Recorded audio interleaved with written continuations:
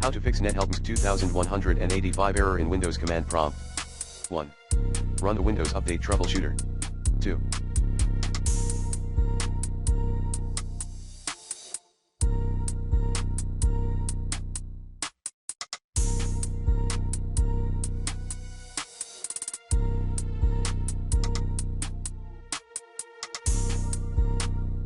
Run the BITS, Background Intelligent Transfer Service, Troubleshooter.